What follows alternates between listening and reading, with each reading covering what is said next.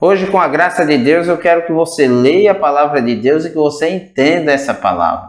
Porque muitas vezes eu ouço pessoas dizer assim: eu leio e não entendo a palavra de Deus. E eu estou com o Evangelho de Marcos, capítulo 3, do 20 ao 27. E a palavra diz assim: quando Jesus foi para casa, uma grande multidão se ajuntou de novo, e era tanta gente que ele e os discípulos não tinham tempo nem para comer. Os parentes de Jesus souberam disso e foram buscá-los, porque algumas pessoas estavam dizendo que ele estava louco. Alguns mestres da lei que tinham vindo de Jerusalém diziam: ele está dominado por Beelzebul, o chefe dos demônios. É Beelzebul que dá poder a este homem para expulsar demônios. Então Jesus chamou todos e começou a ensiná-los por meio de parábolas. Ele dizia: como é que Satanás pode expulsar-se a si mesmo? O país que se divide em grupos que lutam entre si certamente será destruído. Se uma família se divide e as pessoas que fazem parte dela começam a lutar entre si, ela será destruída. Se o reino de Satanás se dividir em grupos e esses grupos lutarem entre si, o reino não continuará a existir, mas será destruído. Ninguém pode entrar na casa de um homem forte e roubar os seus bens, sem primeiro amarrá-lo. Somente assim essa pessoa poderá levar o que ele tem em casa. Olha, aqui abaixo, no primeiro comentário e na descrição do vídeo, nós temos uma loja virtual, onde você pode encontrar a Bíblia que você procura no melhor preço e o livro que você procura também no melhor preço. Dê uma olhada. Então, o conteúdo que eu tenho para você hoje é rápido e é muito importante. Cada vez que eu trouxer um texto aqui, pode até ter a mesma grade, mas o texto será diferente e você pode colocar em prática na sua vida para diversas coisas. E o versículo 27 aqui diz assim: ninguém pode entrar na casa de um homem forte e roubar os seus bens sem primeiro amarrá-lo. Somente assim essa pessoa poderá levar o que ele tem em casa. Pois bem, e como é que você amarra esse valente que é Satanás? Você começa pela sua fé, se colocando na presença de Deus em oração. E aí acontece o que nós acabamos de ler no versículo 27.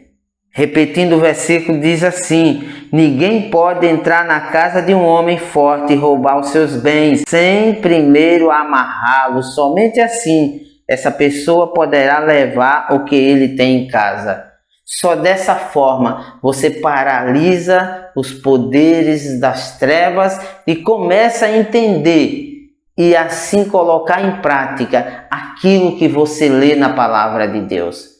Quando você começa pela fé, e pela fé você começa tudo na sua vida, tudo. Mas quando alguém começa a ver que a sua fé está crescendo, aí vem uma coisa que está aqui no versículo 22, que diz assim: alguns mestres da lei que tinham vindo de Jerusalém diziam: ele está dominado por Beelzebul, o chefe dos demônios. É Beelzebul que dá poder a este homem para expulsar demônio. Sabe o que é isso? As críticas que vem muitas vezes dentro da nossa casa, da nossa família, das pessoas que nós pensamos que são nossos amigos, mas isso não pode fazer com que você pare o seu projeto. Você já tem a fé, você já está se colocando na presença de Deus, então as críticas vão ser usadas para te fortalecer. Nessa caminhada, você não tem retrovisor para olhar para trás, você só tem para-brisa, só olhar para frente e continuar a caminhada. E olha só como Jesus enfrenta as críticas com obediência. No versículo 23 ele diz assim: então Jesus chamou todos e começou a ensiná-los por meio de parábola. Ele dizia: como é que Satanás pode expulsar a si mesmo? Veja só, ao invés de Jesus enfrentar aquelas pessoas, ele procurou ensinar como funciona as coisas de Deus, para que eles tivessem um entendimento e, ao invés de serem contras, serem a favor. Então, essa união é o que nós precisamos no nosso projeto, na nossa vida, em tudo que nós vamos fazer. Nós precisamos agregar mais pessoas, agregar mais bons pensamentos e enfrentar as críticas com obediência. No versículo 25, nós temos o principal pré-requisito que Deus coloca sempre na nossa vida, que é o quê? A nossa família. E diz assim no versículo 25, se uma família se divide e as pessoas que fazem parte dela começam a lutar entre si, ela será destruída. Se você tiver críticas dentro da sua família, não enfrente. Muito pelo contrário, faça como Jesus. Chame eles e ensine. Se eles não concordarem, siga em frente. Olhe para o seu para-brisa, nunca para o seu retrovisor para ver atrás. Siga sem as críticas. Elas, se não forem construtivas, não resolvem nada. E quem traz esse poder abaixo de Deus é o amor que nós temos no nosso coração, é a fé, é a obediência. Todas essas coisas se juntam e, por intermédio delas, o Senhor nos fortalece e nos abençoa e nós começamos a caminhar em definitivo.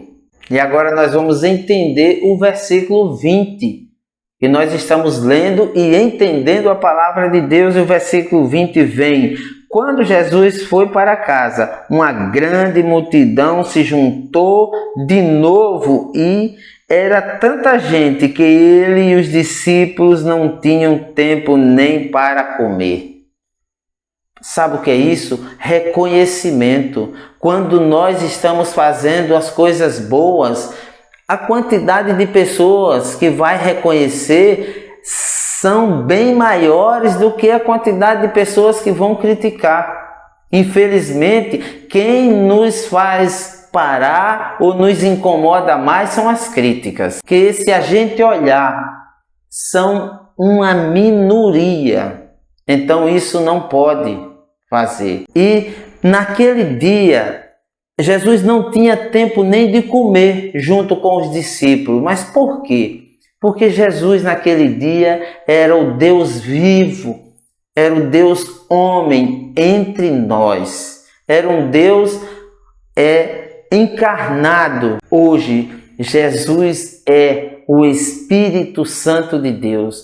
Jesus está dentro de você, dentro de mim e dentro de todo aquele que quiser Ele, que for obediente, que tiver amor e, primeiro, que tiver fé. Jesus está dentro dessa pessoa e Ele vai ter todo o tempo que nós precisarmos para nos ouvir e nos abençoar com o nosso entendimento. E dá-nos o quê? Coragem, união na sua família, união no seu trabalho, união na sua empresa, união. Isso traz a força, isso nos traz tudo aquilo que nós estamos precisando, que é realizar os nossos sonhos e cumprir com o nosso propósito. Que Deus possa abençoar a sua vida e até a próxima oportunidade, se Deus quiser.